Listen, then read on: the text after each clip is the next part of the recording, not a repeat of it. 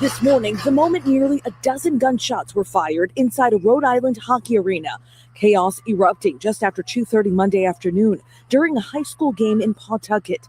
Investigators looking into this video showing players still on the ice. Fans first frozen in shock, then scrambling for cover. Benches clearing as teams raced across the ice away from the gunfire. It was a bang. I thought it was a pops. I thought it was balloons at first, but it was not balloons. The gunman killing 2 people and critically injuring 3 others. A good Samaritan stepped in and interjected in this scene, and that's probably what led to a swift end of this tragic event. Investigators say the shooter, identified by police as 56-year-old Robert Dorgan, who also went by Roberta, entered the arena carrying multiple weapons, appearing to target a family member. Police say a brave bystander was able to subdue the gunman and prevent even more bloodshed. The suspect died from a self-inflicted gunshot wound. His daughter telling WCVB he struggled with mental health issues. Officials confirm all student athletes were physically unharmed. Incredible video of that shooting. Authorities say the investigation is ongoing and have not released additional details about the victims. Someone sent me a video not longer than maybe 15 minutes ago about this separate clip. It was from a similar complected brother. And the things that he said, I don't really embrace it like that, because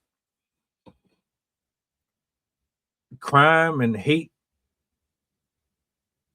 they go hand in hand to me. I don't look at the skin complexion or try to minimize somebody else's pain. You know, a life was lost. People were hurt, and it wouldn't have mattered if political roles were involved or not. Everybody here is a human. Your sexuality has nothing to do with it either. But in his argument,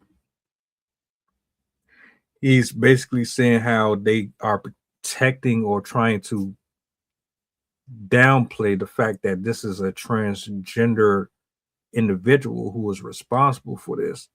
And I hate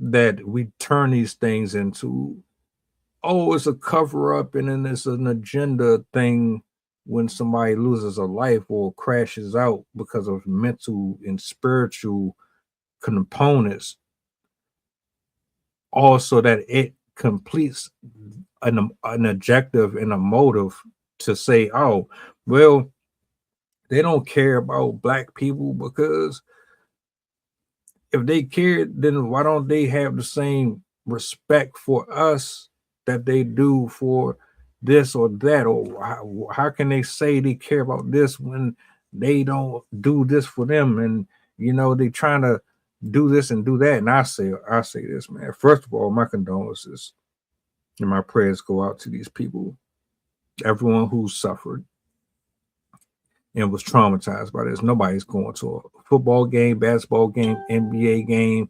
NHL game. Nobody's going to none of this shit expecting somebody to lose their fucking mind and start shooting up the place. Nobody. Let's start with the spiritual and mental aspect of this. This is nothing but evil. This is nothing but someone who has through some things in their life, never got help for it, adequate help for it. And in the result,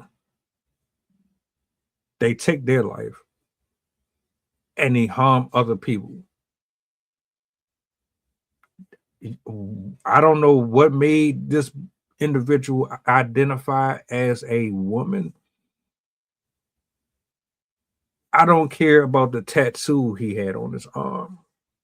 I don't care if he was a Trump supporter or not.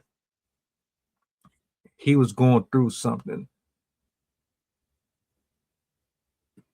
In order for him to take on the role of something that he was never biologically meant to be, and then decide that on this day I'm going to drive to this location with these weapons and I'm going to open a fire, says more about the evil that's in the world than it does about this dumb political shit. Does it have a role in? Maybe. Some of these delusional topics and conversations that we have on social media, some of these things that y'all put in the news and you advocate for, it might play a role in how the way some of these people's minds work. But let's not just narrow it down to them protecting the gay and lesbian community, the transgender community. Let's not just do that. Evil is evil.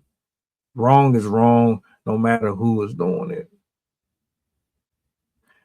We'll point out someone's gender or their race and all that shit before we ever talk about spirituality in any of these arguments or these tragic situations. Always, it never fails. That'll be the last thing that comes on people's mind. This is what this is, demonic. And I don't know where he ended up. It's not my place to judge that. But we need to stop being honest about this stuff. When we see these shootings and things of this nature, you can say some of this stuff has something to do with influence on a secular surface level, but stop acting like Satan ain't real, that demons don't exist, that they don't have a special place in your mind. That's just my thing. Y'all might feel differently. You might not think none of it exists or none of it real. But if there's good, there has to be bad.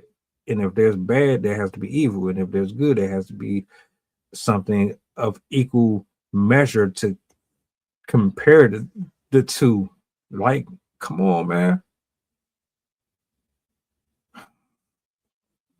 Just my 2 cents, though.